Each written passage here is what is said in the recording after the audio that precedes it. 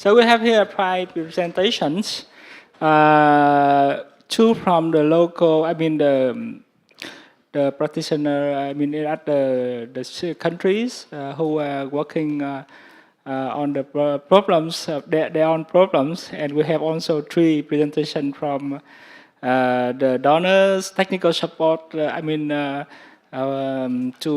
help the countries in the Mekong Basin to work on the water-related issues. So now it's for your on the audience to put the question, to clarify, and also to discuss, mainly to discuss about the opportunities for collaboration among the countries in the basin.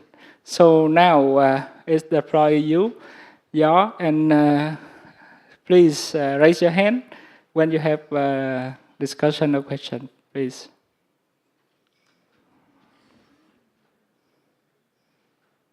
Yes, Stephen? Okay. Yeah. Okay, I will be very brief because it's your turn behind me to ask and to see what you have to participate. First, I would like to thank our 5 guest stars to accept the invitation to come this afternoon for this roundtable.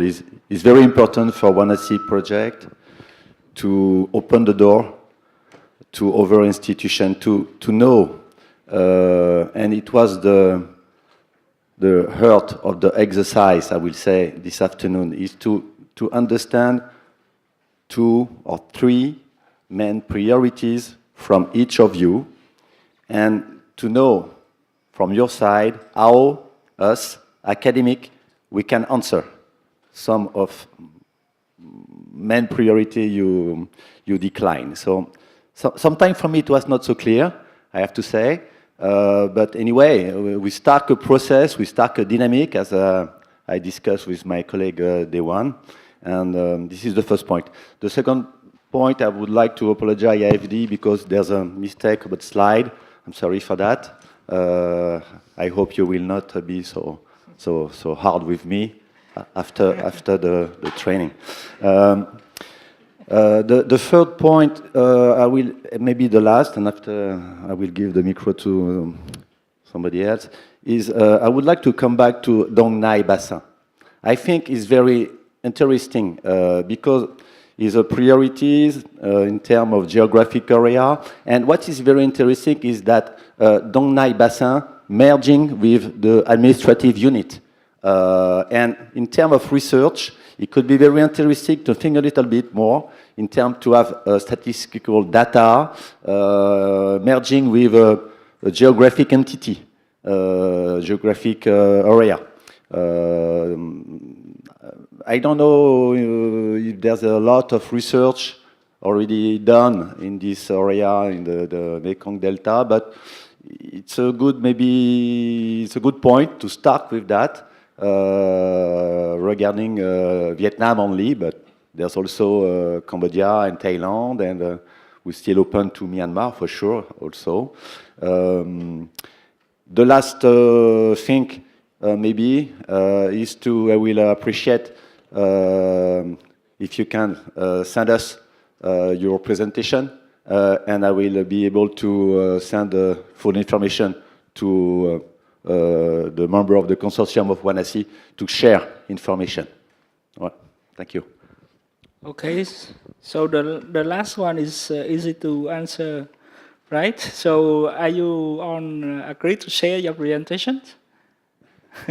Okay, so it's all right. So then come to the first and the second one. So who want to volunteer to answer first about the key points for collaboration? Yeah.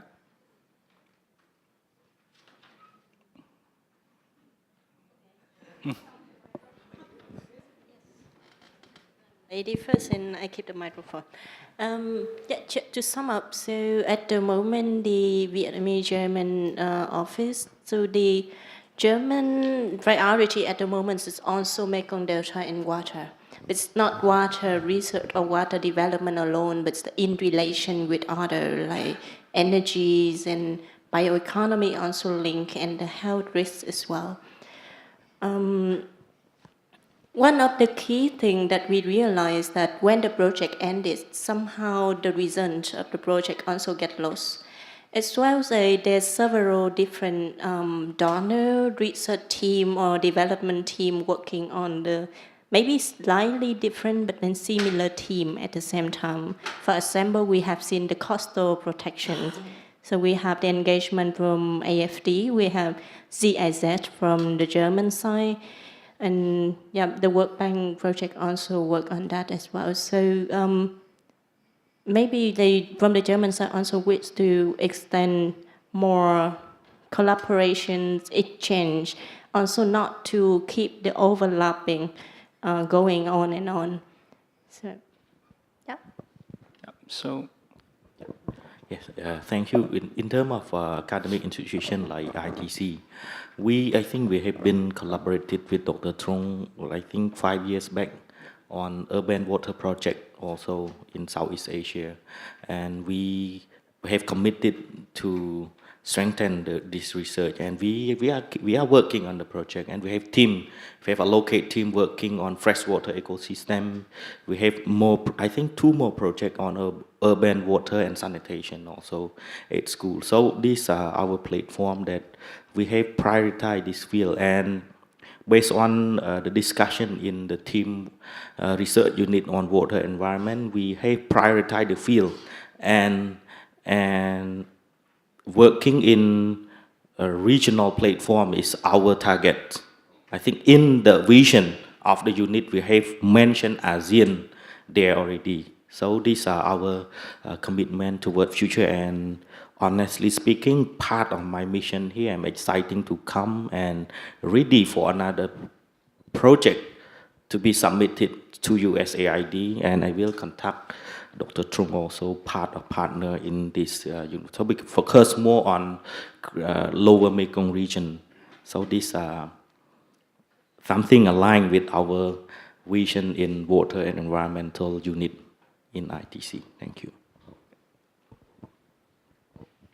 So there's 2 themes, I think, looking for, from what I know of your platform, that I think we have in common and we're keen to work on: sediment management, from the San perspectives, but in general, Asian deltas management. So we have a large initiative coming on this, and I think collaboration, because I think most of the deltas are facing the same challenges. And that's something that we believe is going to be important. We're going to put means on this, and we have a joint agenda. The second is the governance, water governance, and the need to extend it to the economic planners, finance and industry ministries, as much as the business, including the financial institutions. So I think those 2 themes are the ones that I believe we have a common interest, and we'll be keen to collaborate. you want to say something? Speaking of the collaboration between donors and scientists, what we have seen some years ago is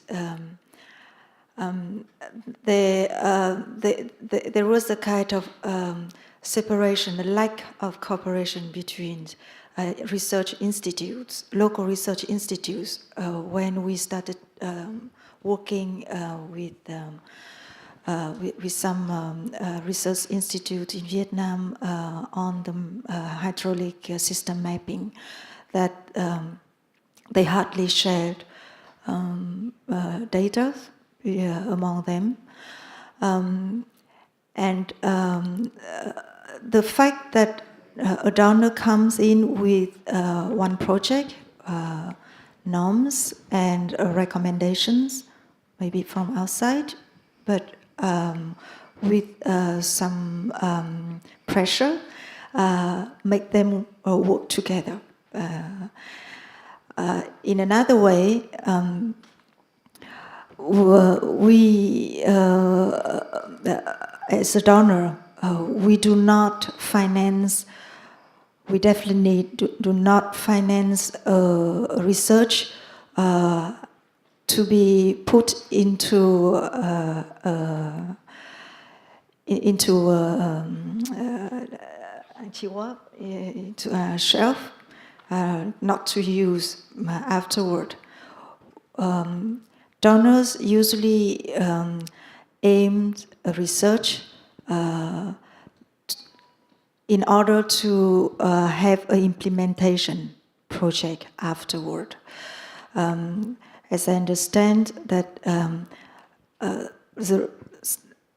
a part of research world live on researches just to enrich our knowledge and a little bit far away from the implementation. So when a donor comes, there is a pragmatic approach in it. So we usually recommend researches with solutions afterward, and then a concrete project to be implemented after. Thank you.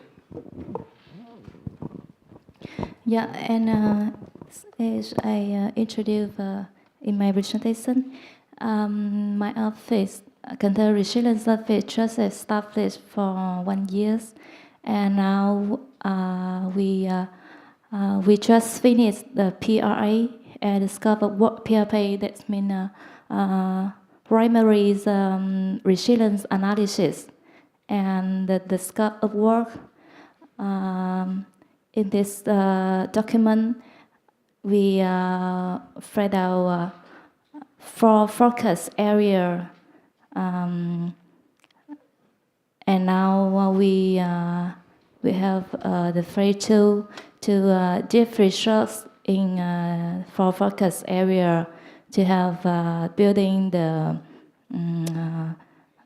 resilience, counter resilient strategies, and for focus area, there are the first is reduce flooding and water pollution through green infrastructure instead of hard infrastructure. And the second is increase the effective of development about economic to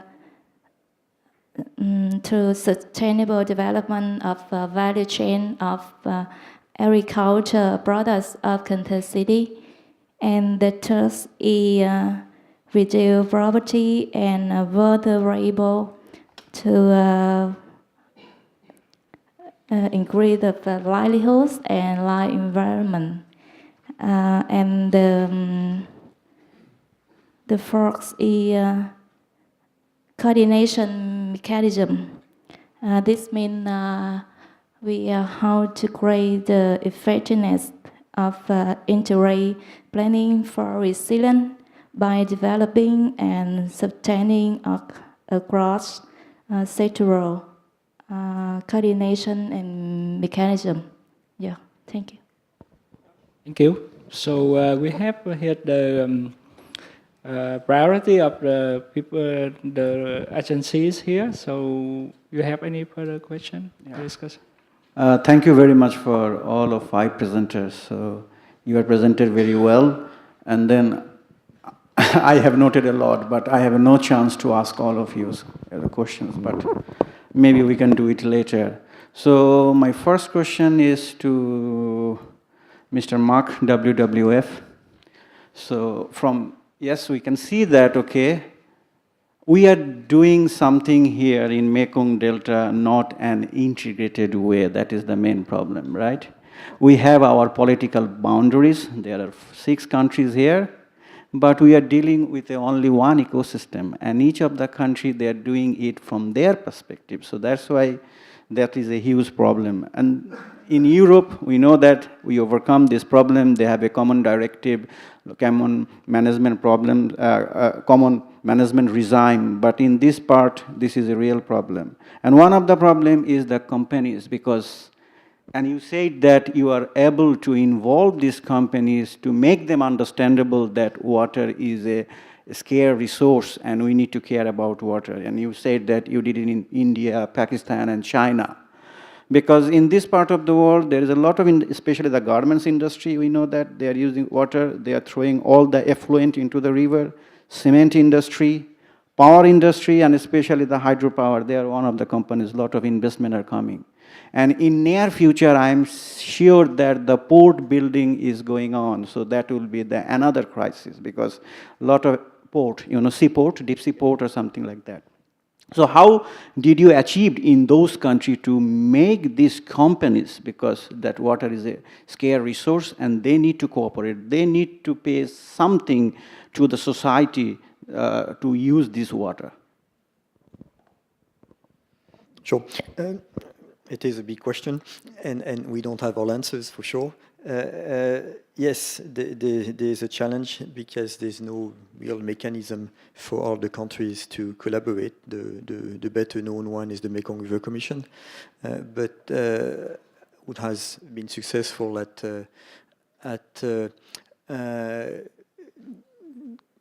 producing knowledge. And those $300 million that were invested in the institution since '95 have produced lots of information that is not used. And actually, it is to some extent too much information. But the problem is that the member countries don't agree on the rules of the game. So the procedures that are behind the '95 agreement, they disagree on, and they have different interpretation, which is a problem. Actually, the agreement itself is quite flexible and open in room to interpretation that could be seen as positive. The problem is that countries are hiding behind this and it's not binding. So we have a big problem because huge investments are coming and as you say, the countries are developing with their frame for their benefits and that's not sustainable. So we have to find another frame. And for the time being, the usual logic is to look at project level and try to apply some standards to comply. But the problem is that even if you succeed in using all those industry standards, there's the IHA protocol for hydropower, there's the Higg index for the textile, and there's one equivalent for each of them. But it doesn't add up to what we need because we need an overarching mechanisms that others do this. ASEAN is trying, but there's a limitation. There's working groups on energy. And so I think the most promising from my perspective is the Langsang-Mekong cooperation that is very much the avant-post of the Belt and Road Initiative. There's going to be huge investments into it. And what we want, and we worked with HSBC and produced much too quick and much too light report on looking at this. Basically, what we want is in the screening in those huge investment coming, you want some key criteria that is going to look at those and look at systems and the key processes, like the key processes behind the river basins, and ensure that that those principles allow to the screening. And for the time being, large investments that come from China or Hong Kong consider hydropower as positive because no emission. First of all, no emission is not clear, but it has to be a much more comprehensive way of screening those investments, which is pretty simple to put, but for the time being, the investors, those banks, have a very simple way of screening. And when this comes, this is going to go very fast, and the screening is going to come very fast. So that's, I think, the place. The institution is the Langsang-Mekong cooperation. The limitation to the MRC, it was signed by 4 countries at the level of the Water Resources Ministry. The Langsang-Mekong cooperation is signed by 6 countries, by heads of states, and it's much more comprehensive. So it addresses a lot of the limitation of the MRC. Yeah, thank you. Maybe I just one more question, and then it is for AFD. If I recall, then you said that now the governmental policy is not mitigation, adaptation, and from adaptation to resilience, right? Is it from EU talk or from? Yeah, yeah. So that means that you are not considering any mitigation. You forget about that, or we want to get rid of that. Why it is that? Do you think that it is the right policy to think in that way, only adaptation and resilience without any mitigation? So if my presentation makes you have this linear understanding, though that's my fault. So sorry, that is not at all what I wanted to say. This is just the question of reflection, that talking about how to deal with climate change, that mitigation and adaptation are not enough. And now we advocate a new concept, which is resilience, which implies a method more innovative and in an active position where you can adapt, you can react, and you can correct yourself in front of a shock or stress that you mentioned in your presentation. That is the slide missing.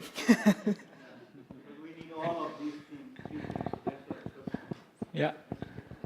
Okay, more reflect from the audience, please. Yep. Better. Maybe a bit in the same line, but the last slide to presented, so we talked about that during the coffee break, but I had the feeling that with this slide, there was a sort of implicit hypothesis that you propose a sort of alliance between NGOs and industry to act as a sort of lobby or pressure group to influence government, implying that the governments are the bad guys in the story.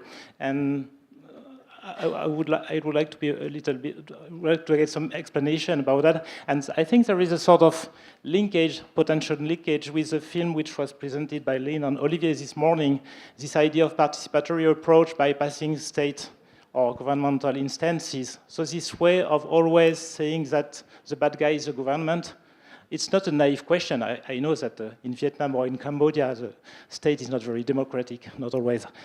But I think we don't have to be naive also about NGOs and also about industry. So just to have some clarification about that. No, fair point. Thank you. And that's absolutely not the intent. Actually, the main intent is to address the compartmentation between the public sector in charge of water resources and the public sector in charge of economic development and financial investments. That's where the compartmentation within government. So it's basically addressing this issue. And yes, traditionally, the NGOs have seen the private sector as the bad guys, and we realize that they are both the bad and the bad guys. So it is actually more to make governance more inclusive and participatory from all perspectives, meaning that outreach to the communities and to the NGOs, as well as outreach to the private sector, which actually is what commonly the development partners have been requesting to the Mekong River Commission for 10 years, as have been sitting in the development partners meeting where we were discussing with the four governments. We've been trying, and actually there's an agreement. When we were both sitting in this meeting in the Mekong Delta Working Group in January with the government representatives, the representative from the Ministry of Planning and Investment said, we need to engage the private sector. We don't know exactly how to do it. So there's a call. So we're addressing a call, a need, which I think is also represented in this resolution 120 that you mentioned. There's an ask from the government to address this issue. And what we have to contribute as WWF is our logo. The issue is that the WWF logo is credible for many of the corporates. If you are in a textile brand and you make a commitment to your buyers that you are clean throughout your supply chains, they do not believe you. If we say it, they believe us. But if we, as an NGO, go to the Ministry of Finance or the Ministry of Industry, we're not credible. If the head of the leading brand in the world does it and goes, then they have access right away. They have access even to the Prime Minister.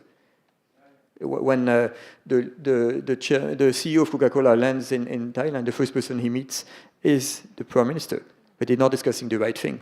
So that's kind of the logic, that we have comparative advantage and we need to work together. So not saying, well, you private sector, you're the bad guys, you pollute the river, you take too much water, there's not enough for fish. I think we got to go beyond this. We are on the same boat. We need a healthy river. Healthy river equals healthy community, equals healthy business. It says our common interest to keep the rivers healthy.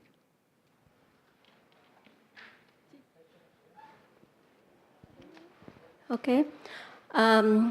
Good afternoon, everybody. I'm from Vietnam Maritime University, and I'm on behalf of the group of VMU, and we have some questions for you. First, I'm first, and my colleagues go second.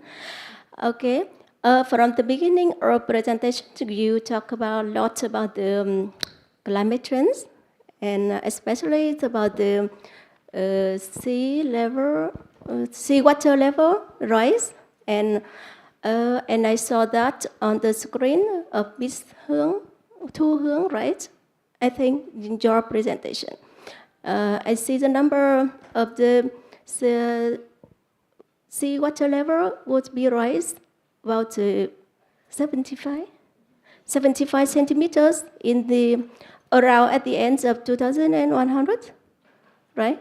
I don't know if this number is correct or not, because when I joined the project funded by the Transportation Ministry some years ago, we suppose the number is about 1 meter in the middle of the century 21st, and it's no problem. But I think I have a question for you.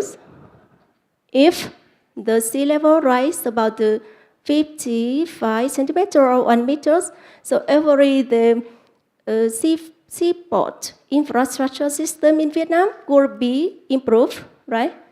For example, you said that some days ago when you worked with some people in Canada, right? And they said that it's no use to build the sea dikes, because if in the field side erode, could be erode, so in the sea side also damage, right? So according to you, what should we do to adapt for the climate change, especially for the sea level rise? Okay.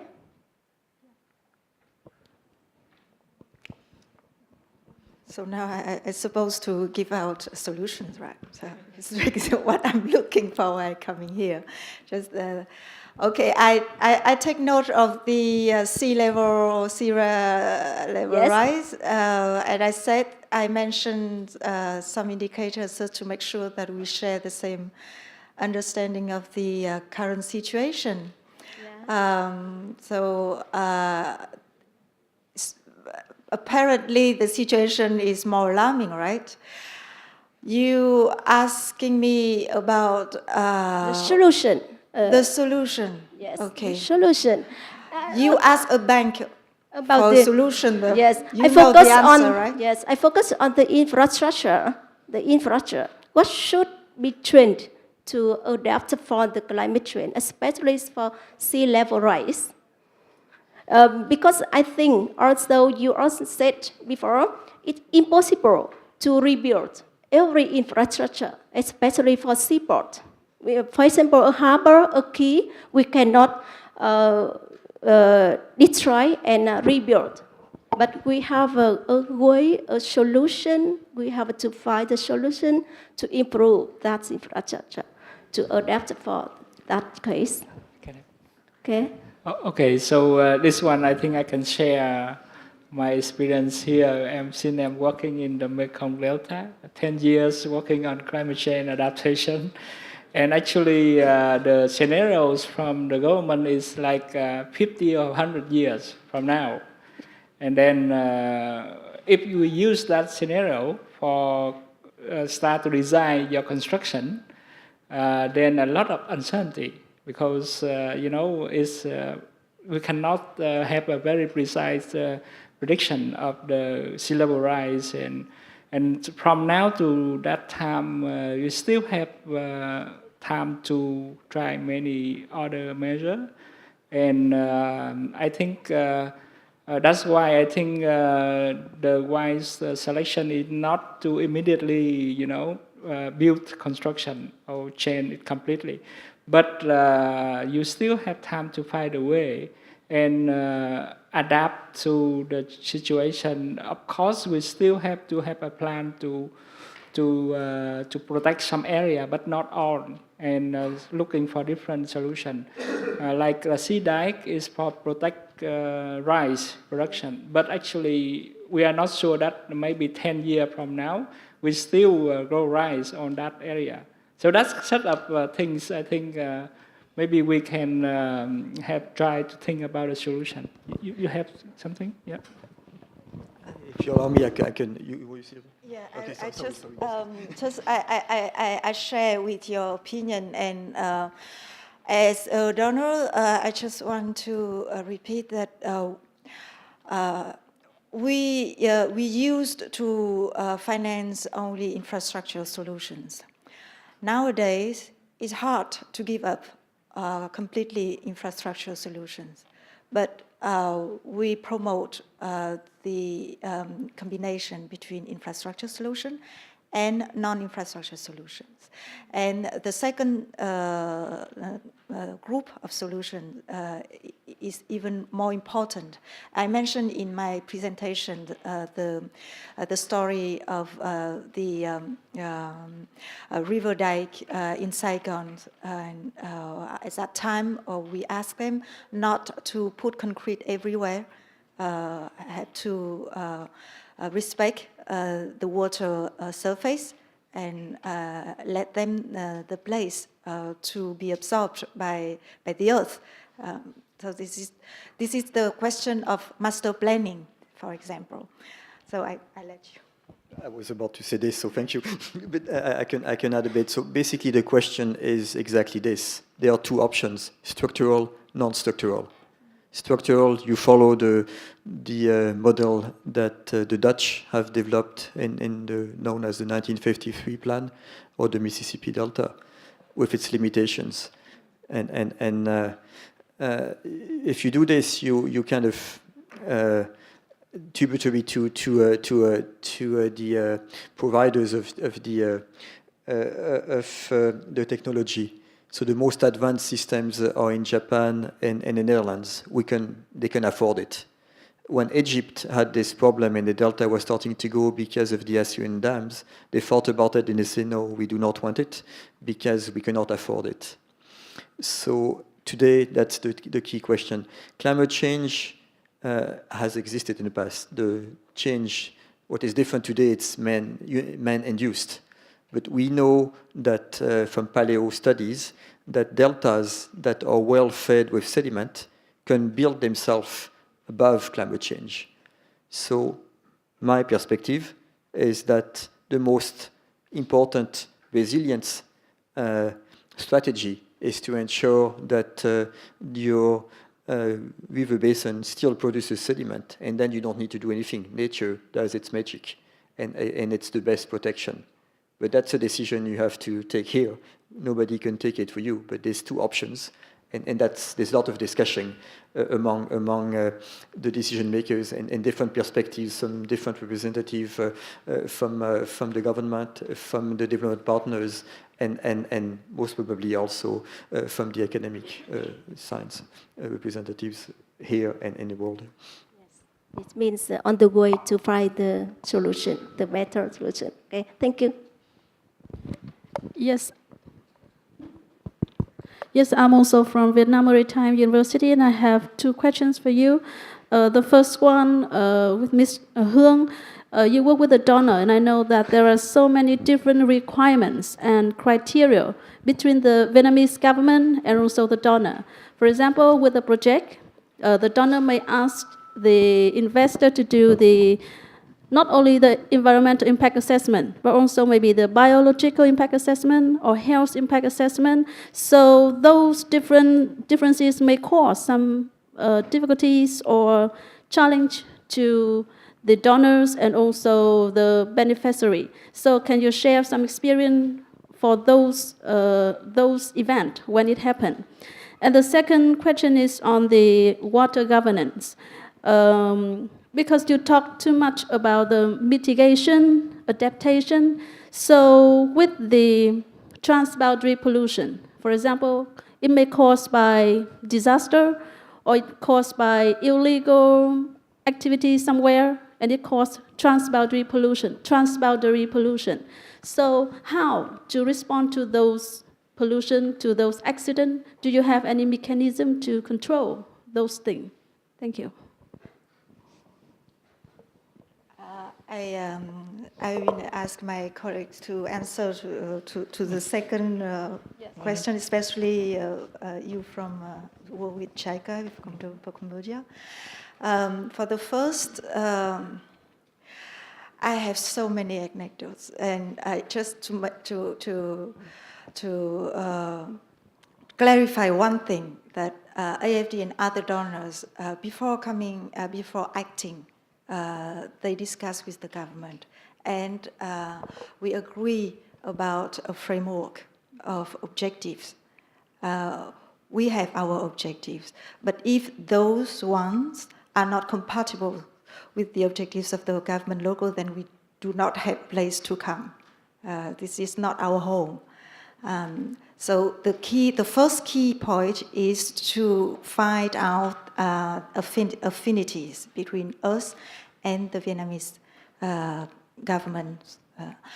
The second point is we have a contract, a commitment, a worldwide commitment, which should be understandable and accepted by the local government, because those are the global values, especially, for example, healthcare improvement, education. I don't know, maybe only IS is against it.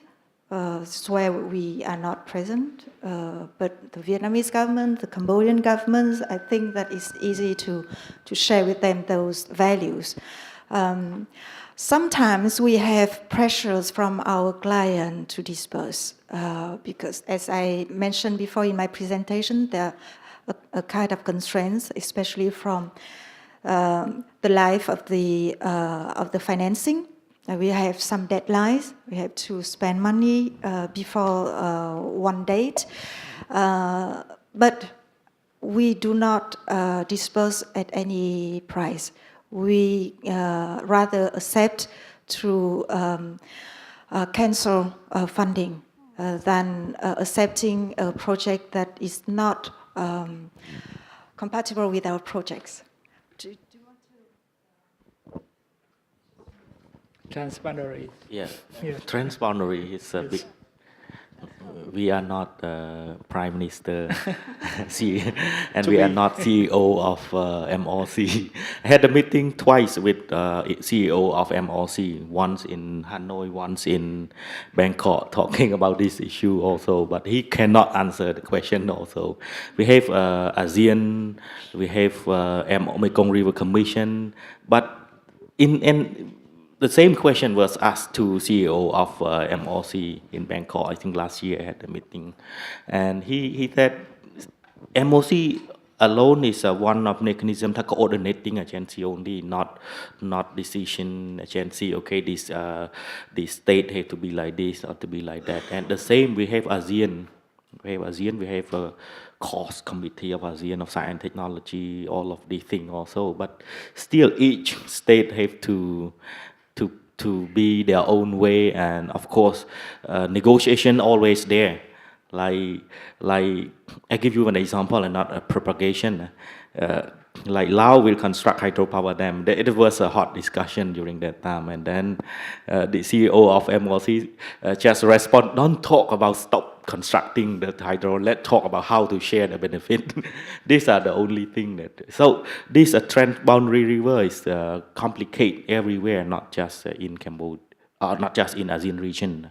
So it's an issue that a talk between government level, how we bring scientific information to all of them correctly and enough, so that we can give them a fair balance between resource use and economic benefit from whatever intervention into this transboundary issue. Thank you. Okay, so I think we exceed the available time, but before we stop, maybe I have one question for all of you in the panelists here. What you expect the Asian water platform to have, to have us in this water-related issue in the Mekong Basin? So where should I start? What you hope from this platform? I mean, we are here. We have with many. We have young scientists. We have experts from European countries. We have the further agencies. We have technical supporters from different agencies here. So maybe start from you, Khanh.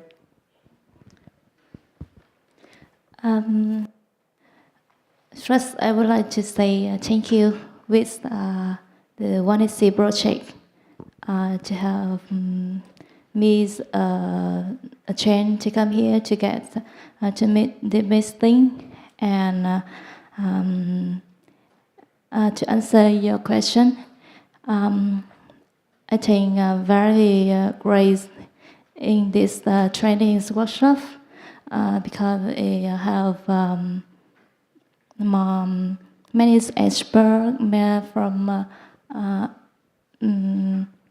the many nations in ASEAN and another organization to come here to a discussion about how to use the water in Mekong Delta effectively.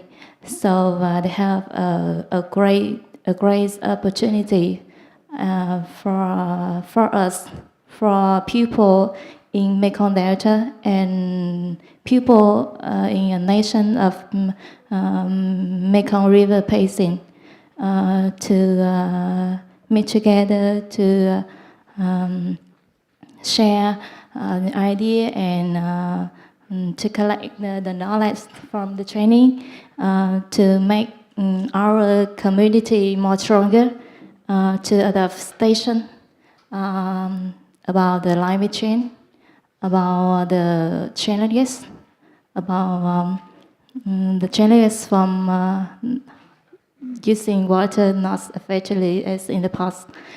And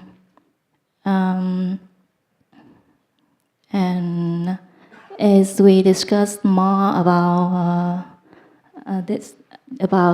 to build the resilience, more and more resilient cities in Mekong River Basin. Okay, thank you.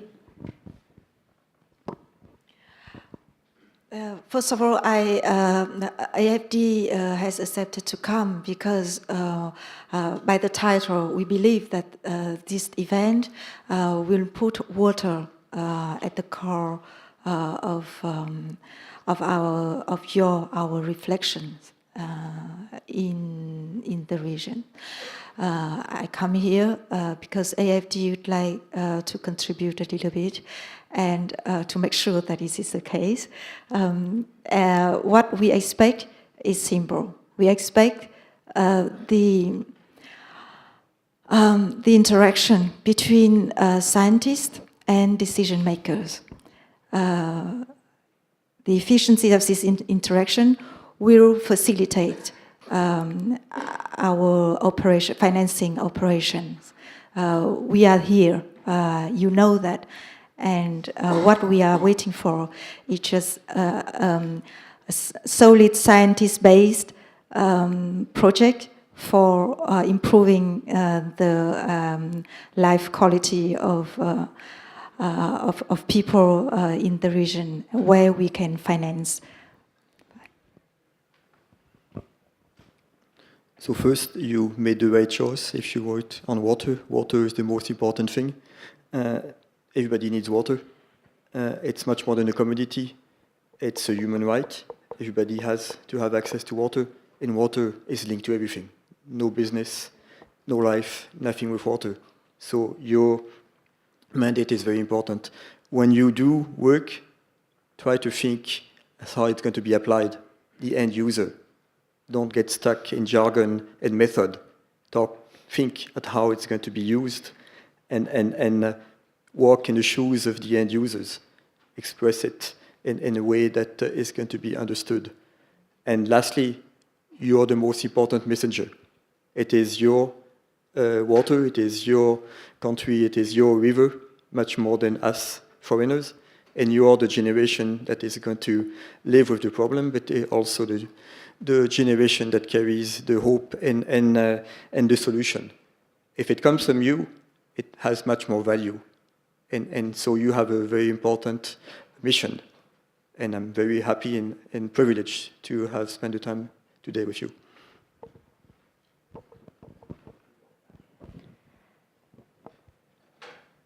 So I think Uta and I, we discussed about like my participation is not only because I will have that also the training of workshop for, but I think we believe that the Asian Water Platform in WANASEA is having the role of connecting people, like researchers, scientists, and we believe that in this context, somehow we can update the current research.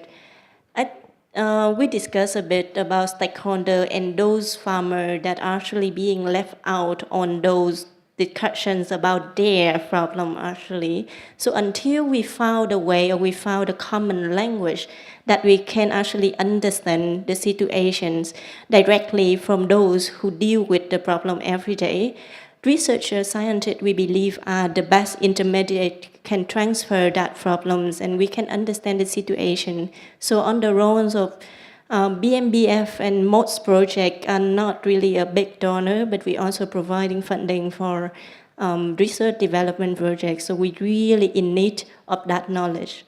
Yeah, thank you very much. Yeah, thank you. I'm worried more about sustainability, you know, how to keep the network, how to keep the platform, how to keep such kind of dialogue among ASEAN countries. And we said ASEAN, but we are only 5 or 4 countries here, have 10 ASEAN, right? But more on Lower Mekong, we have 5 countries there. Science, for me, a researcher, I don't want to talk too big.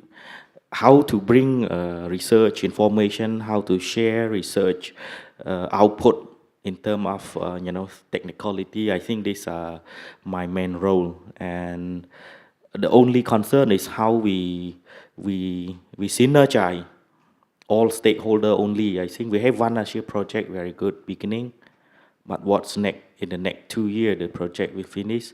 Will we continue with this such kind of dialogue or event?